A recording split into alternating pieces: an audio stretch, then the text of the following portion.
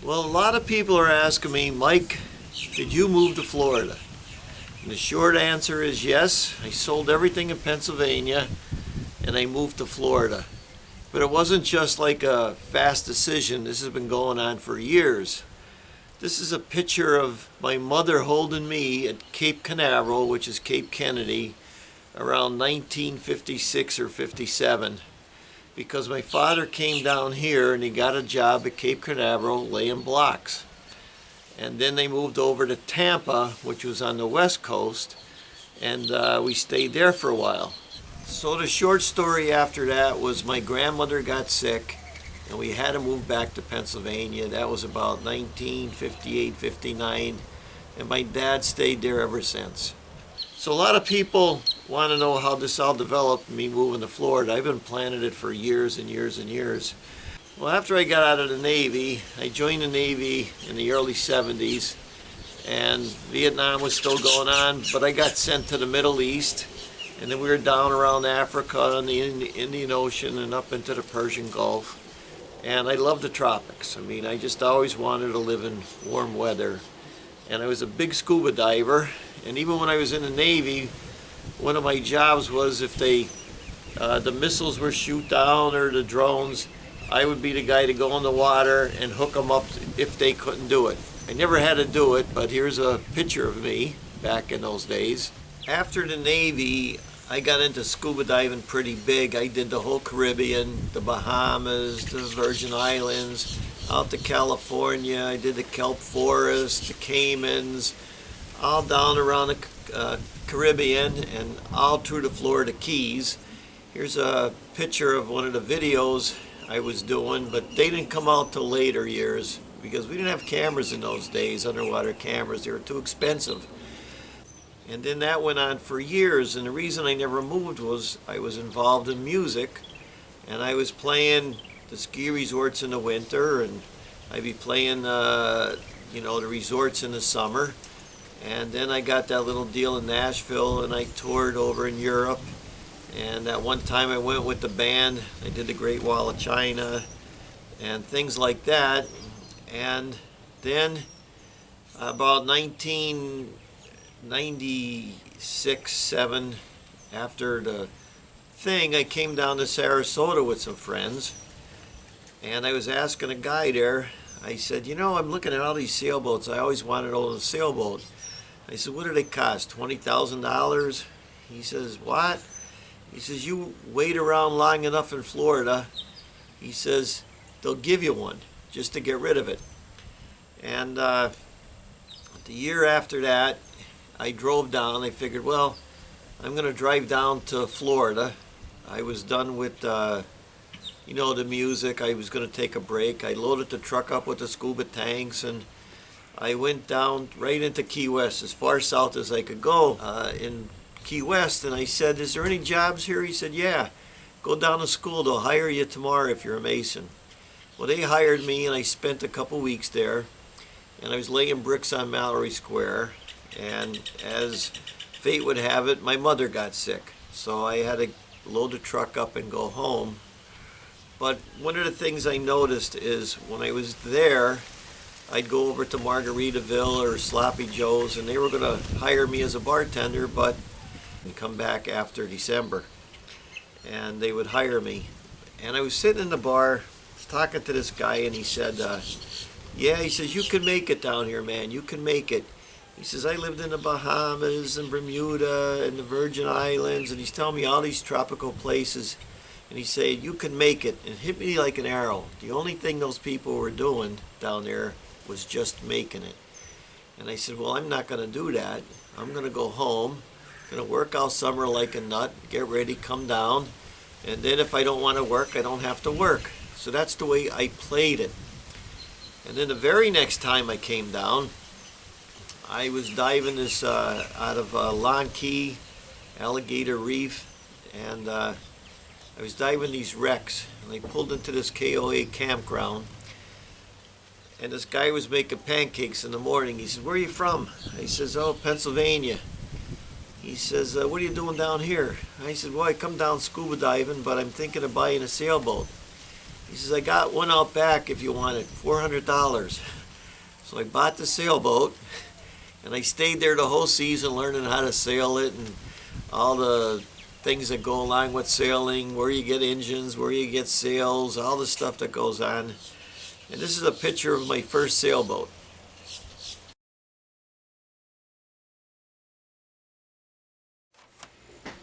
Well, after that year, I took the boat home and I sold it for $1,500, and I bought a bigger one, a 22-footer. You could actually live in it, and I paid $3,000 for that. And in the winter came, went back to Florida. I rented a slip. It was about $500 a month, $600 a month at the time, I forget. And I stayed there again, and I sailed the boat all the way up towards Miami on the backside, the intercoastal, and then I could go from Key Largo all the way down to Key West, and I would do that. And I then this next year I came back and I sold that boat because I wanted to buy a bigger one to go to the Bahamas. This guy shows up at the door. He's looking at the boat. I said, what do you do? He said, oh, I'm a retired airline pilot and I give flying lessons. So I traded him the boat for the flying lessons, and I got 21 hours of flight. And then he says, okay, take it up for a solo. I says, nope, I'll get killed in this thing. And I never did that. But down in the Keys, they had these little planes that they take people rides for, and he was parked right next to me in a different marina, and we would fly the plane around advertising once in a while. So then I come back and I buy a bigger sailboat. It's my third sailboat. I got this idea, I'm going to go to the Bahamas in this thing. The whole problem is going across the intercoastal, and I know I was a navigator, you take your life in your hands, because what happens is it's when the winds come down from the north and the tide's coming up from the south, or the current, it gets choppy, and actually sailboats will fall off the waves, and it's a 10-hour trip to get over there, and you don't know the weather when you can come back. And I had a business going, so I couldn't do that. So that was the end of the sailboating. I did that for like 7 or 8 years straight, and then I was flipping houses, so I came back, and because I couldn't get these people to give me a house, I'd say, here's the house, here's the title insurance, give it to me. They dragged us out for months. So I went and got my real estate license, and I studied law before that. I could search my own deeds. It's all very simple. I don't know why they got to drag this stuff out. Down in Florida, you want to sell a house, you go over to the courthouse, you look up the records, is there any liens against it, taxes owed, everything. Show them your license, they show them license, sign the paper, you're done. Very simple in Florida. And then, after that, I had to stick around, because when you're selling people's houses, you're flipping houses, you just can't leave. So I was back to the thing where I was going like every 2 weeks out of the winter, or 10 days out of the winter, I'd sneak away, and then I'd have to come back because I had listings and I had real estate duties to attend to. So I had a lot of experiences in Florida, met a lot of people. I ended up with friends up in Port Richey. I have a cousin in Fort Myers. I have another cousin in Cape Coral. I have a half-brother in North Miami. I go see them people once in a while. I spend time up in Orlando, up in Flagler Beach, and up St. Augustine. So I know all of Florida. Not too much in the Panhandle. I haven't been up there much. But you learn the whole gist of everything. And then the next thing was, well, I'm getting close to 65, and I figured, well, what I'm going to do is I'm going to buy a motorhome, and I'm going to go out west, and you could see that on my other channel when I bought the motorhome. I'm going to go out west, I'm going to do that whole thing, and then come back to Florida and start visiting people and staying at these parks and figure out where I want to live. And then my dad got sick, so I couldn't really go, and then I was coming down again, you know, like 2 weeks out of the year, and I talked to one of my sailboat buddies who moved up in the Okeechobee area. He sold me a trailer, so I bought the trailer, and that was going on. And then I came down, I'd come down, I met a girlfriend that had a place next to me. And she was the same thing. She was going back and forth to South Carolina. She had a business. And I bought the trailer, and then my dad passed away. So the girlfriend came up to visit me, and she came up to the house, and she looked at it. And she goes, "Are you sure you live here?" Because a couple years before that, my dad asked me, "What are you going to do?" He called me the hippie. "What are you going to do, hippie?" Because I used to want to play guitar with the Beatles and everything. He said, "What are you going to do when I pass away?" And I said, "I'm selling everything and moving to Florida." He said to my sister, "What are you going to do?" And she said, "I'm selling everything and moving to South Carolina."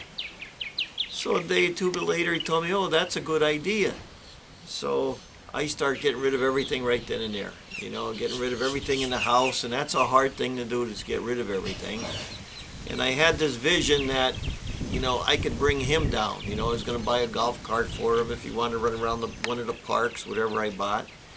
So I bought the trailer, and then after he passed away, I came down, I brought an extra car down, and then I found a nicer place, which was like a park motto, where you got a couple bedrooms and 2 bathrooms and a screened-in porch.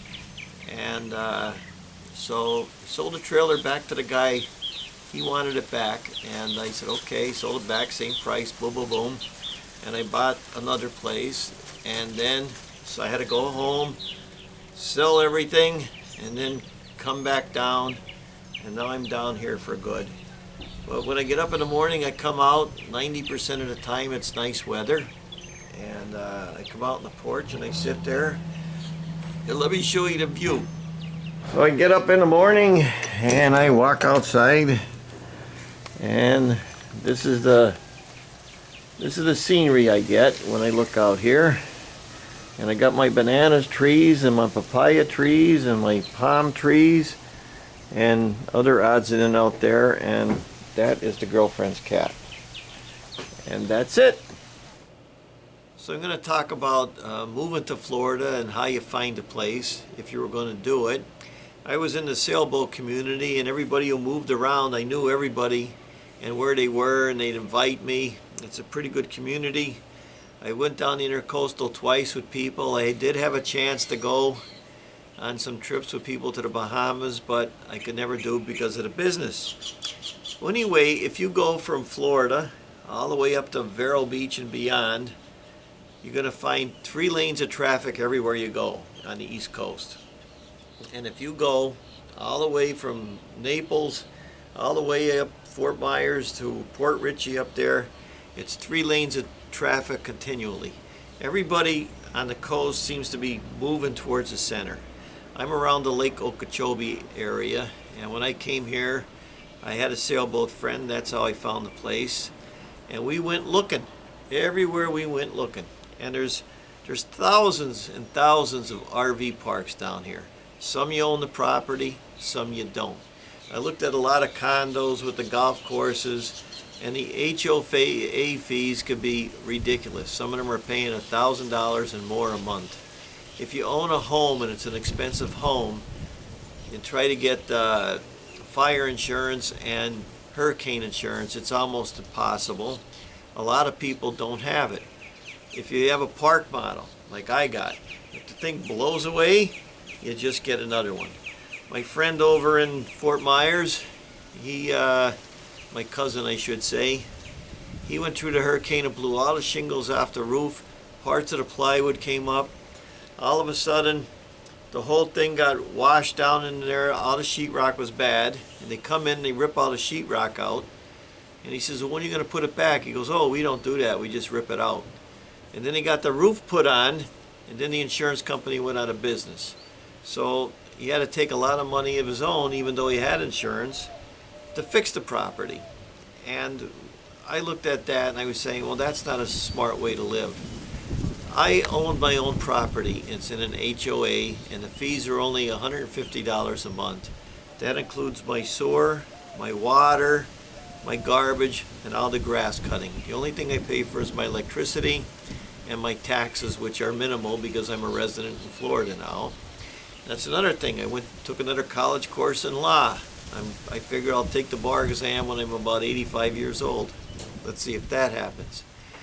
And there's a lot of places you own your home, but you don't own the land. And some of these corporations, they go in towards the, like Miami and all those big high rises, and they buy them places up, and then the rest of the people are stuck. They'll tear the building down, and they'll build a new building and sell all the condos in it. And if you have over 3 units high, then there's all kind of inspections and fees. And if you own one of those big buildings in one of those big buildings, it takes millions of dollars to shore those buildings up, especially since that one building collapsed. So if you're going to live and you're getting past 70 like I am, you don't want to be living with big expenses. You know what I mean? I want to live simple. I know I have a lot of friends down here. I don't have any intention on going home.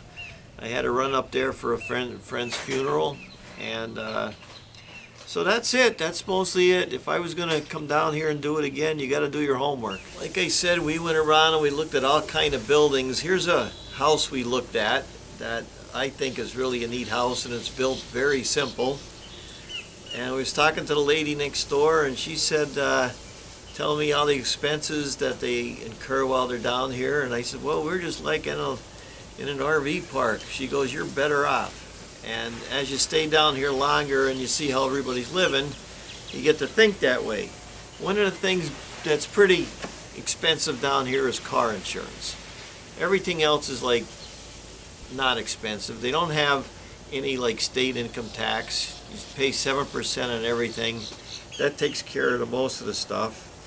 And I'll tell you what, though, in Florida, they're building everywhere. Everywhere you're driving, they're building. It could be, you know, big condo units or houses, and everywhere they're building. There's 1,000 people a day moving to Florida. And so you got to do your homework if you're looking for a house. Thanks for watching.